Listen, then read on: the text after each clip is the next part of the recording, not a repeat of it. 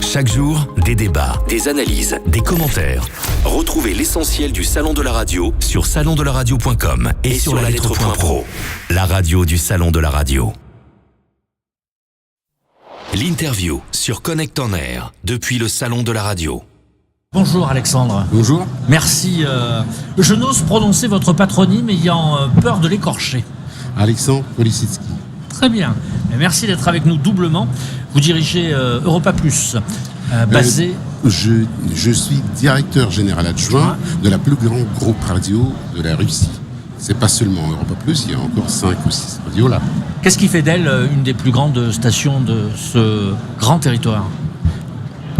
Le plus grand groupe ou la plus grande station? La plus grande station, je crois que vous motorisez sur 11 fuseaux horaires Europa différents. Plus. Mais bon, nous ne sommes pas les seuls à diffuser sur 11 fuseaux horaires. Ce qui fait la première groupe, c'est l'histoire et c'est l'efficacité.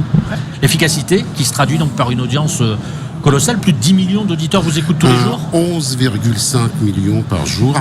Et il faut comprendre que c'est que l'audience dans les villes, 100 000 personnes plus. Parce que les études dans toutes les villes 0+, ils ne sont pas faites en Russie. C'est la radio la plus écoutée en Europe, selon vous ? J'ai pas de... À mon avis, la vraie audience, elle est 2 fois plus grande. Donc, je pense que c'est la plus grande radio, au moins en Russie. Bien. Comment on fabrique la radio en Russie ? Est-ce qu'il y a une technique particulière ? Est-ce que vous vous inspirez de ce qui se fait en Europe ou ailleurs ? Il faut bien comprendre que l'histoire... déjà, je m'excuse pour mon français, je suis russe. Vous parlez très bien français. Bon. Alors, l'histoire de la radio en Russie, en réalité, c'est une histoire plutôt française. Parce que la radio FM en Russie a été créée par des Français. Et donc, notre méthodologie, nos approches, ils sont très liés avec ce qui a été fait en France. Donc voilà, il n'y a pas de vrais secrets qui sont autres que les secrets européens. Il y a une French Touch quand même chez vous aussi. Maybe.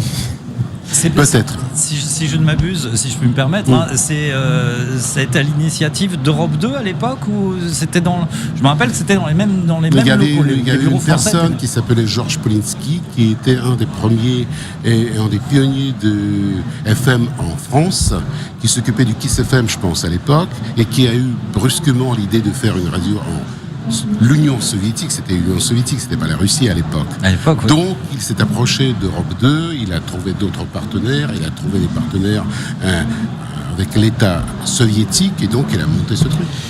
Le numérique, vous en êtes où en Russie ?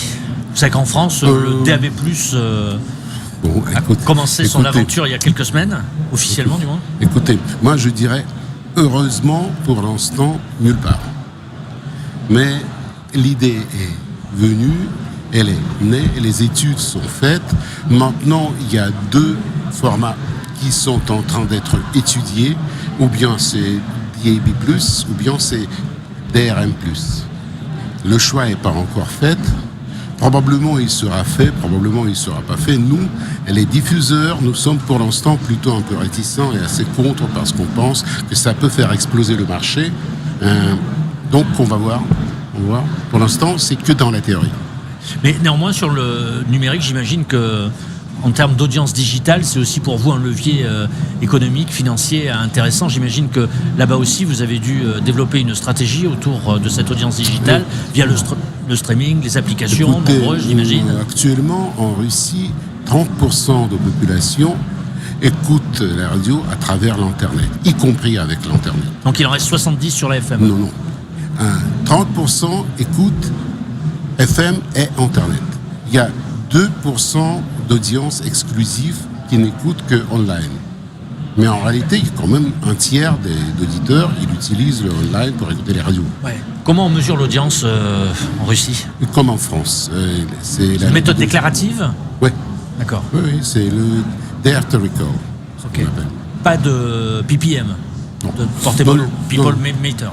Non, il y a des jeux. Non, on discute ces initiatives-là, mais pour l'instant, c'est pas à l'ordre du jour. Ouais. Donc une méthode déclarative, comme en France, avec la 126 000 radios. Oui. Elle porte un nom particulier, votre étude ? Non.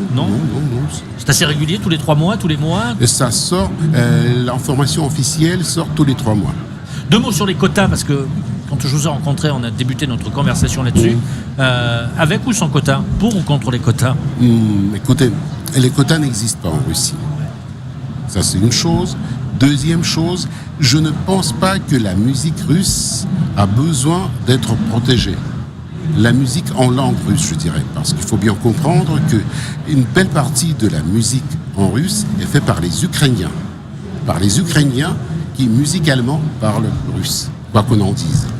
Donc, en réalité, la musique russe, elle a au moins une moitié de la part de marché. Chez les radios, 50 ou 60% de la musique, elle est russe. Ouais. Pas chez tous les radios. Par exemple, un signe de bonne santé, ça. Chez Europa Plus, qui est le premier radio du pays, on n'a que 5 ou 7% de la musique russe. On se débrouille sans. Ouais. Plus de 90%, c'est une programmation musicale internationale, j'imagine, prioritairement anglo-saxonne sur votre antenne? Oui, c'est ça. C'est ça. Mais il y en a d'autres radios qui ne diffusent que la musique russe et qui ont du succès. Ouais. 2 mots sur Radio Player. Vous savez que c'est l'application qui peut s'imposer dans différents pays. Alors c'est le cas en France, il y a des tractations, mais elle s'est aussi imposée par exemple plus récemment en Belgique, bien entendu au Royaume-Uni depuis déjà quelques années. Elle fonctionne très bien, elle a le mérite de rassembler sur un seul et même support l'ensemble des radios. Quelle est votre position et est-ce que vous avez déjà eu des contacts et vous avez commencé à travailler sur le dossier? Oui, nous avons en Russie un organisme qui s'appelle l'Académie de la radio. C'est pas une vraie académie, c'est plutôt un comité industriel qui réunit tous les plus grands acteurs du marché radio. Et donc tous les problèmes de l'industrie, on les discute à l'intérieur de cet organisme. On a commencé à étudier le problème de Radio Player il y a 1 an et demi, et je pense que cette année, on va le lancer. D'une façon ou de l'autre, il ne va pas porter le nom de Radio Player sur quelque chose nommé autrement, mais en réalité, ce sera un instrument pour réunir tous les radios hertziennes. Ouais. Et une bonne entente entre les radios? Plutôt oui. Ouais. Plutôt oui. Comment voyez-vous l'avenir de la radio à l'heure d'Internet et à l'heure où une certaine clash d'âge, les jeunes notamment ont plutôt un peu tendance, même si ça mériterait d'être détaillé avec des chiffres que j'ai pas ici en tête, délaissent un peu le média? Je peux vous donner les chiffres, ils sont assez... Bon, en ce qui concerne les jeunes, l'audience 18-34 a perdu 23% en Russie lors des 5 dernières années. Donc les jeunes, ils écoutent autre chose. Vous avez une stratégie pour les attirer à nouveau? Je dirais que ça touche probablement tout le monde, mais pas Europa Plus. Notre audience, elle est augmentée lors de ces 5 ans. Ouais. Donc si les jeunes partent, ce sont d'autres jeunes qui écoutent d'autres mauvaises radios. Ouais. Mais bon, en réalité... Qu'est-ce que je pense? Je pense que 60 radios hertziennes, bien sûr, ça ne va pas plus exister à Moscou dans 5 ans, dans 10 ans. Les meilleurs vont rester, les grandes marques vont rester, et les mauvais vont partir. Mais il y aura toujours de la place pour une vraie radio. Alors vous maîtrisez, Alexandre, très très bien la langue française. Vous êtes un amoureux de la langue française? Écoutez, à l'époque, quand on a été une société française... Je ne parlais que français pendant les jours et les jours à Moscou. Donc c'est plutôt l'expérience. Bien. Vous écoutez des radios françaises? De temps en temps, quand je suis en France, j'écoute Énergie, surtout pour comprendre ce qui se passe dans la musique contemporaine pop. Vous êtes resté curieux? Bien sûr. Ça, c'est une des forces pour un dirigeant de radio, la curiosité?